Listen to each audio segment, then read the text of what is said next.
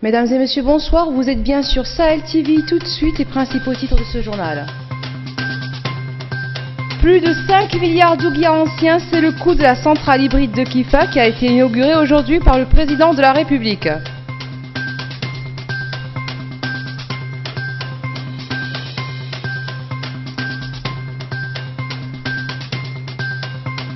Et pour le scrutin de septembre, les listes candidates dans les différentes circonscriptions électorales sont désormais connues. En tout, 343 listes vont briguer le suffrage des électeurs.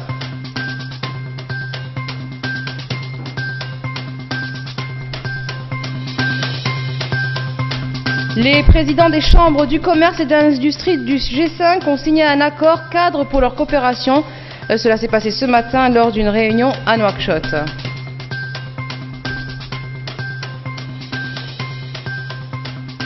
Mesdames et messieurs, bonsoir. Et nous ouvrons ce journal par les visites présidentielles. Mohamed Abdelaziz se trouve en ce moment dans la capitale de l'Asab.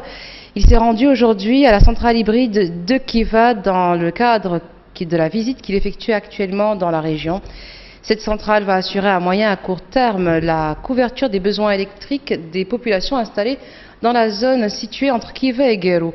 La centrale hybride de Kifa compte 4 groupes électrogènes qui fonctionnent avec les hydrocarbures et 4320 panneaux solaires et voltaïques avec une capacité de 1,3 MW, un système de commandement et une station de vidage électrique d'une capacité avoisinant 33 kV. Le coût de la centrale est de 5,46 milliards d'anciens ouguiya sur un financement conjoint de l'État mauritanien, de l'Agence française de développement et de l'Union européenne. La campagne pour les élections du 1er septembre 2018 s'annonce dans une ambiance électrique. Les formations politiques se lanceront dans quelques heures à la conquête des électeurs. Les meetings, les porte-à-porte et autres astuces, ce sont les meilleurs moyens pour convaincre les populations. Un reportage de Hamaoula Diagana.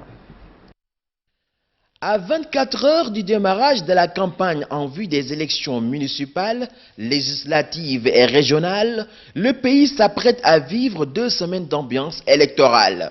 Pour la première fois, de telles élections sont organisées en Mauritanie avec une participation record de toutes les forces politiques, majorité et opposition. Ce qui présage des élections sous haute tension de rivalité entre les différentes formations politiques. L'opposition dite radicale, le FNDU et le RFD, après plusieurs boycotts, ont décidé de participer à ces échéances électorales. Une stratégie pour faire barrage à la majorité présidentielle dans l'hémicycle, largement dominée par le parti au pouvoir UPR. Ce dernier se montre confiant et espère garder sa dominance dans les mairies, à l'Assemblée nationale et faire un très bon score aux conseils régionaux. Ces élections seront marquées par un nombre de listes sans précédent avec la participation de 98 partis politiques ayant présenté 143 listes électorales municipales, 67 régionales, 96 législatives et 87 listes de femmes. Le président de la CENI, Mohamed Fall Ould Bellal, a appelé la conjugaison des efforts de tous, autorités, partis politiques et société civile, en vue d'assurer le succès et avoir des élections apaisées, loin des tiraillements.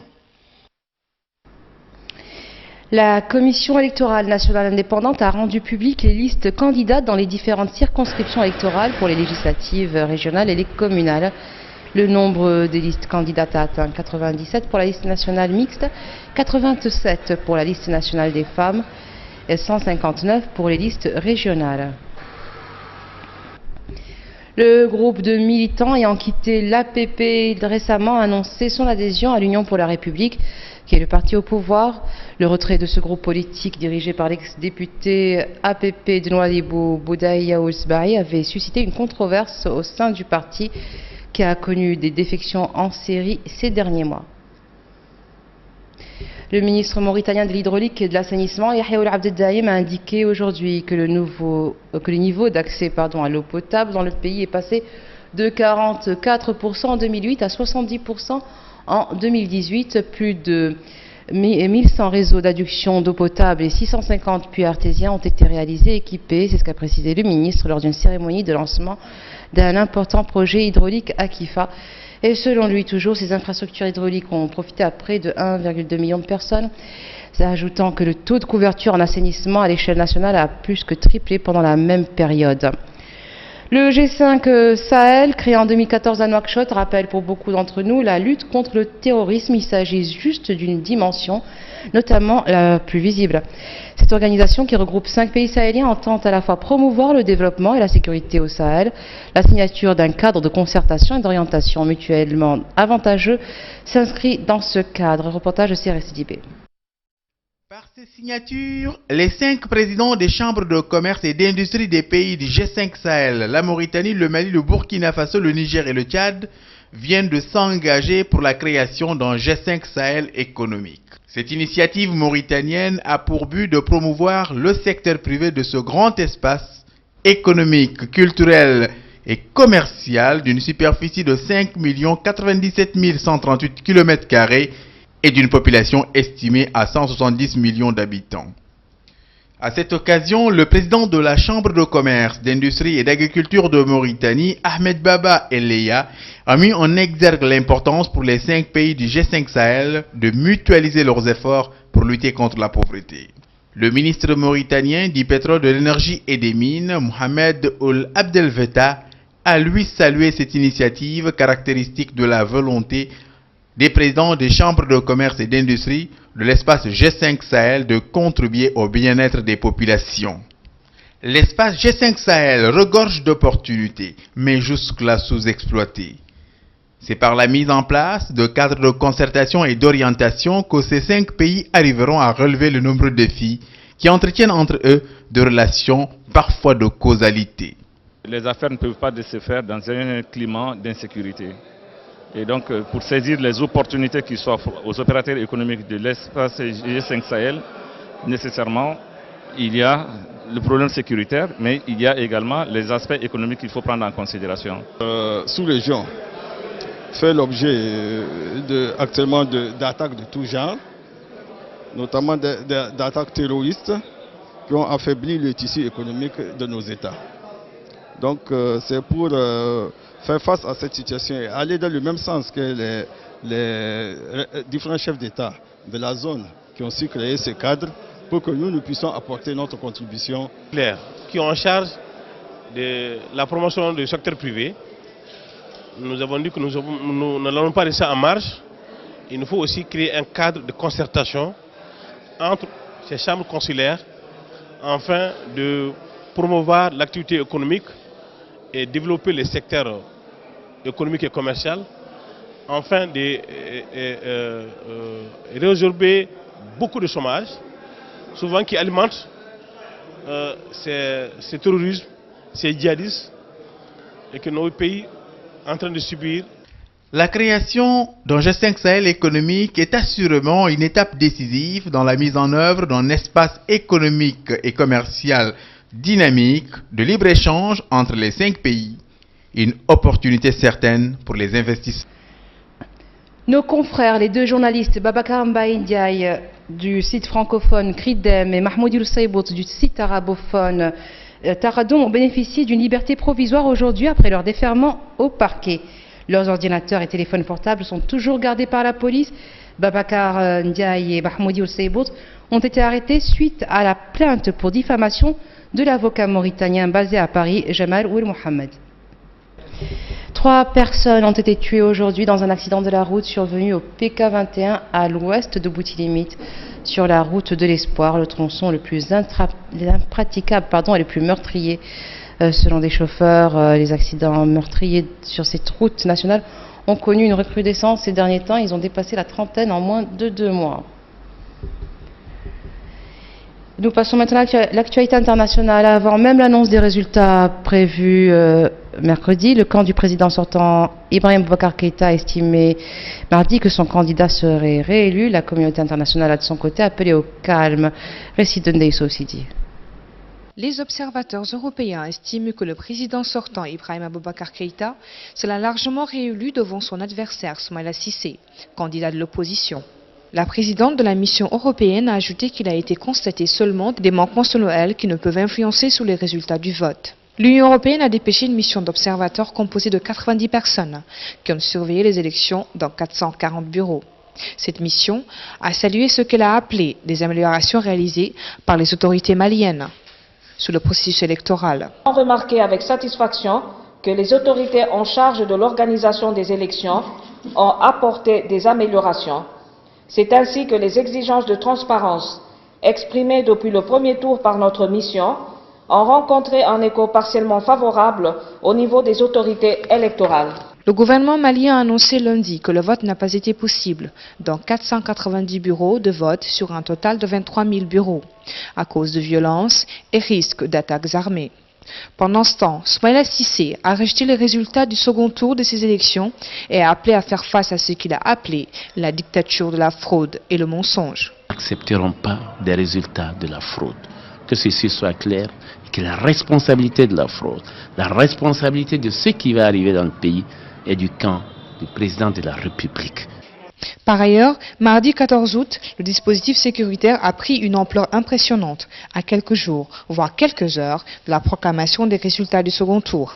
La tension est d'autant plus grande de part et d'autre. Les déclarations accentuent la crainte de voir le pays basculer dans une crise post-électorale.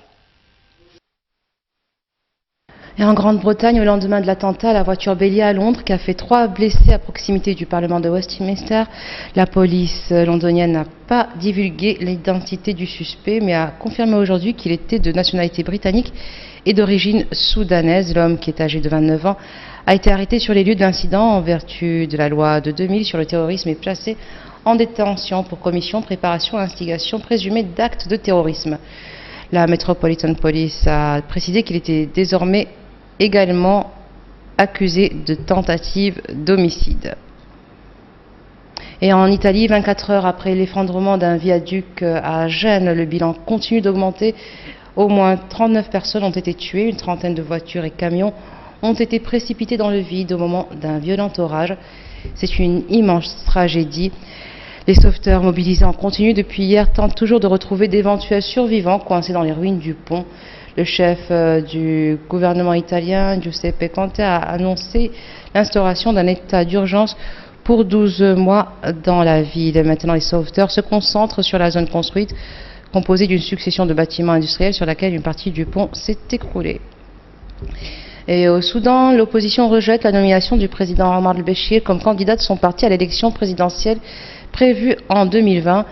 Sadr el-Mahdi, opposant historique à la tête du parti Oumma, condamne le projet. Il appelle à la mise en place d'un programme de salut national véritablement inclusif. De son côté, le parti RNM de Razi Salah ad-Din assure dans un communiqué vouloir lutter contre cette nomination avec tous les outils politiques à sa disposition.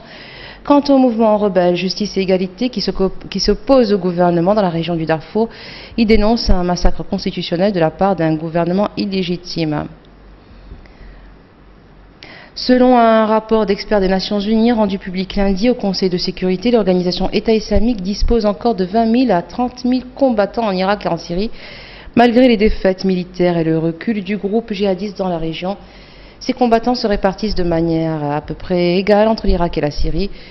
Le groupe dispose également d'importantes réserves en Libye avec 3 000 à 4 000 combattants, mais également dans les régions d'Asie du Sud-Est et d'Afrique de l'Ouest.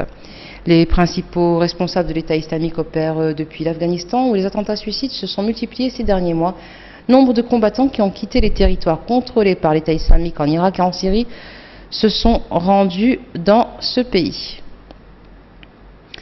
La présidente de la mission des observateurs européens des élections maliennes a déclaré dans un point de presse aujourd'hui que les équipes des observateurs n'ont pas constaté de fraude lors de ces élections, alors que les résultats de l'élection présidentielle sont attendus avant le vendredi. Les autorités ont déployé un impressionnant dispositif sécuritaire à Bamako, retour à Ndeiso City.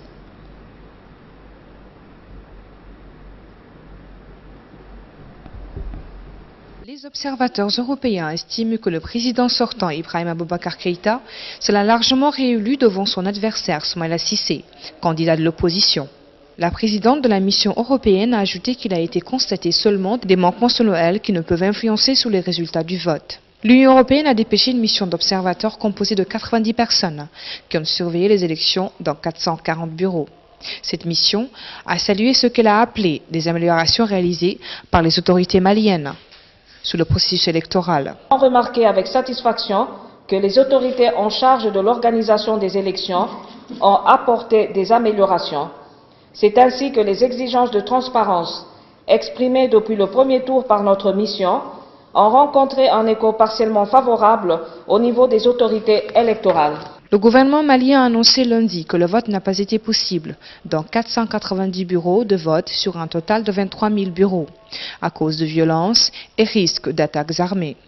Pendant ce temps, Soumaïla Cissé a rejeté les résultats du second tour de ces élections et a appelé à faire face à ce qu'il a appelé la dictature de la fraude et le mensonge. Nous n'accepterons pas des résultats de la fraude.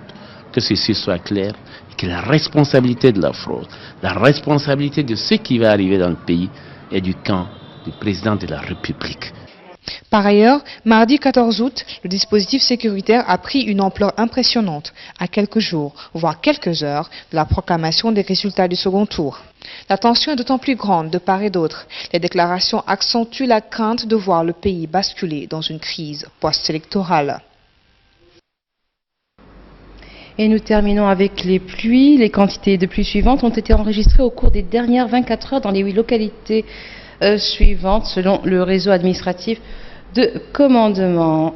Awarat 3 mm, Awainat Zbir 5 mm, Oum Vnadeshd 118 mm, Vassara 58 mm, Le Noir 16 mm, Kobani 45 mm, Hassi El Ahmed Bishne 40 mm, Qrigaouji 55 mm, 50 mm à Gogizemal, Treidat 40 mm, Arj Oulad Mbarak 42 mm, Na'matullah 21 mm, Medbouro 33 mm, Al-Ayoun 4 mm, Oum Lahbal 35 mm, Ndreynaya 35 mm, Granval 15 mm, 22 mm à Al-Mouna, 11 mm à Bagdad,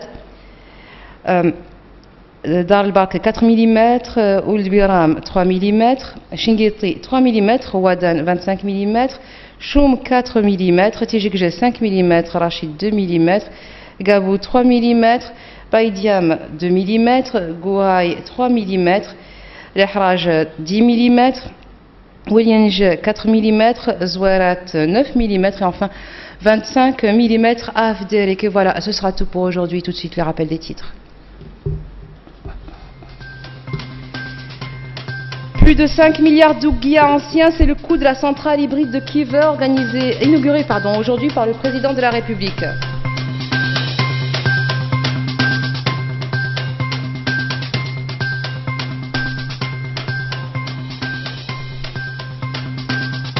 Les listes candidates dans les différentes circonscriptions électorales pour les scrutins de septembre sont désormais connues. En tout, 343 listes vont briguer le suffrage des électeurs.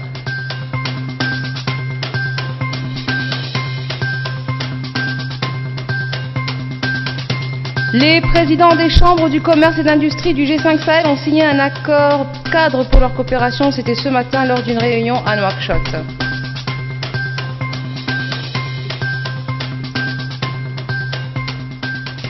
Et voilà, ce sera tout pour aujourd'hui. Merci d'être resté avec nous. Excellente fin de soirée sur Sahel TV.